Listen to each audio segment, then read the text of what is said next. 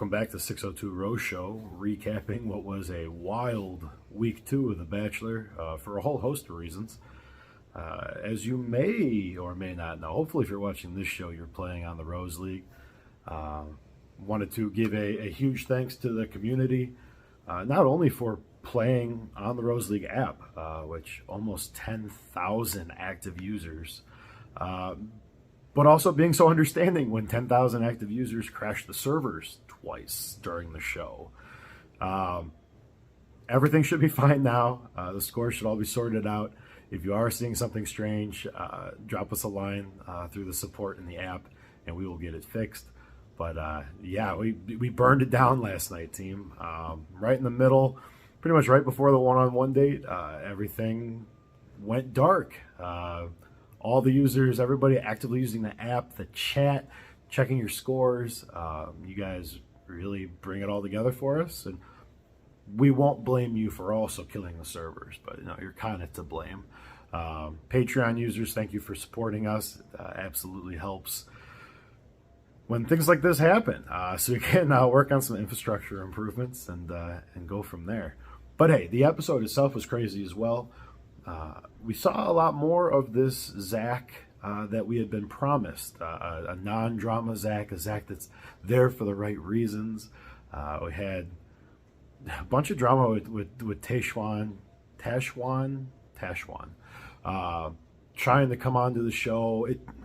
Who knows how much of that was her and how much was producer nonsense, but tried to come on, at least talk to Zach about it, pissed off a bunch of the girls, encapsulated such a drama edit that we actually missed out on an entire date with Uncle Kronk on it.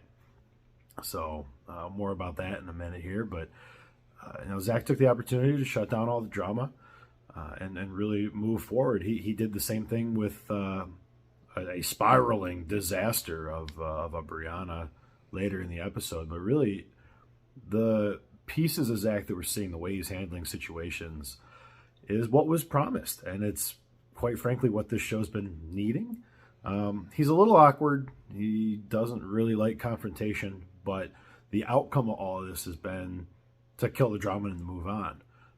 So from a viewership perspective, it's new. It's not something we've seen in a very, very long time. Now I get lots of comments about how Zach's an AI being programmed to simulate human activity, and I don't see anything that makes me think that couldn't potentially be true. But what it's giving us is a season that's not like some of these other ones we've seen, and I'm here for that. Christina had the one-on-one date. Wow, tons of points. You couldn't have a winning lineup without Christina. She put up 55 for Rose League. Huge, huge, huge, huge. They do this little baby talk thing where they kiss and then baby talk and then kiss and then baby talk. And by the rules that we're using, those are different kisses. So she put up, it's like 12 or 13 kisses. She put up big, big numbers. We see in the preview here kind of where this is going to go. If you're spoiled, you kind of know where this is going to go. But wow, hell if she didn't put up those points for week 2. I've continued to be really impressed by her. The way she handled Brianna and the way she conducts herself.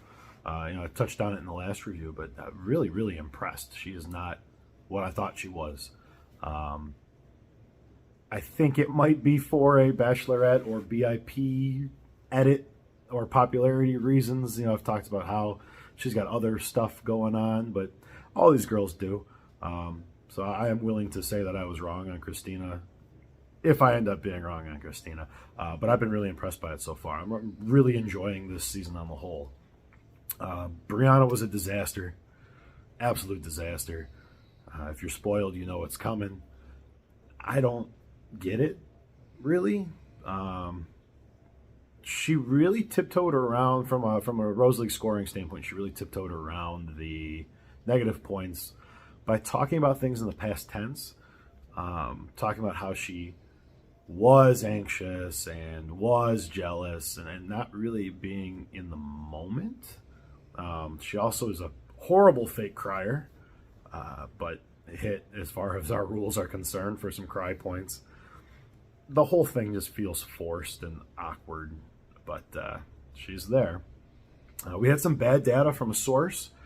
We had heard that Brianna had won the group date she was on.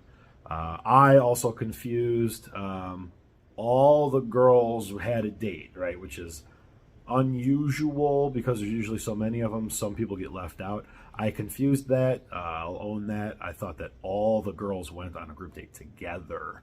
It was 2 separate group dates that just happened to cover everyone. The second group date got cut out completely. That would have been the puppet show with Uncle Kronk, as the internet's calling him. Watching how awful the lotto date was and how boring it was, I would hate to see the footage from that puppet show because it has to somehow be worse. I can't even imagine how something would be worse than that lotto date. The cocktail parties kind of are what they are. The whole thing with Tishwan was a waste of everyone's time. And no, I will never be adding girls that just like appear as date hosts, as characters that you can pick. But good try. And Tishwan probably would have scored quite a few points, but not technically a contestant. Now, if Zach had added her to the show, we could have slotted her in. But overall, a good episode. I'm looking forward to this next one. Preview looked interesting, to say the least. That preview video covering that will come out here in the next couple days. But again, thank you so much to everyone for the support and the love on the app. We are the biggest fantasy Bachelor app. And the best. I mean, even at our worst, we still have all of our scoring done before anybody else does. So thank you to everyone. Thank you to the Patreons. And we'll see you for week 3. I haven't looked at my picks yet, but it should be a lot of drama, and we should see a lot of good lineups. So again, thank you all, and we'll see you next time on 602 Road Show.